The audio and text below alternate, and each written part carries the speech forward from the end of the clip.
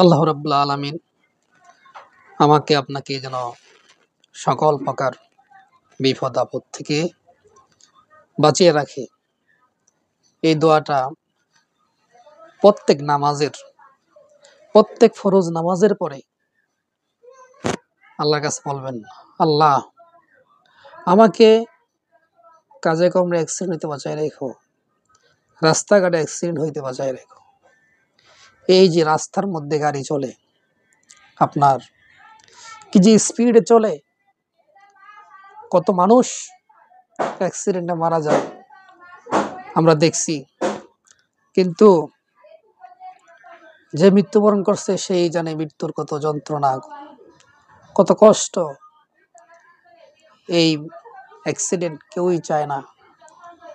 এই জন্য আল্লাহর কাছে সবসময় বলা, আল্লাহ আমাকে আপনি সকল প্রকার অ্যাক্সিডেন্ট হইতে বাঁচায় রেখেন।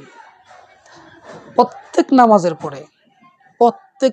পরে এই কথাটা আপনারা নামাজে বলবেন বাংলায়, আল্লাহ সকল প্রকার অ্যাক্সিডেন্ট হইতে আমাকে বাঁচায় রাখেন।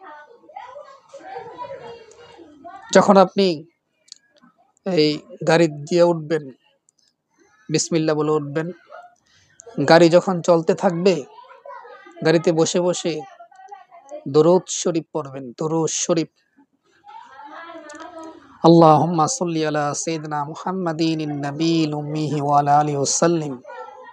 এরকম দরুদ শরীফ না পড়লে পড়বেন আল্লাহুম্মা সাল্লি আলা মুহাম্মাদ। এটাও যদি পারেন না পড়েন তাহলে পড়বেন সাল্লাল্লাহু আলাইহি ওয়াসাল্লাম। আর নামাজের দরুদ শরীফ পড়তে পারেন।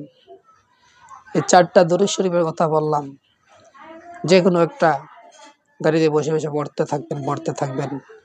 তখন কি হবে? আল্লাহ তাআলার রহমত আপনার উপরে বর্ষিত হবে। আল্লাহ তাআলার রহমত তখন বর্ষিত হবে। আপনি গাড়িতে চলতেছেন আর আপনার উপর আল্লাহ তাআলার রহমত বর্ষিত হচ্ছে। এই জন্য সকলের জায়গা থেকে এই আমলটা করার জন্য আমি অনুরোধ করছি। আসসালামু আলাইকুম।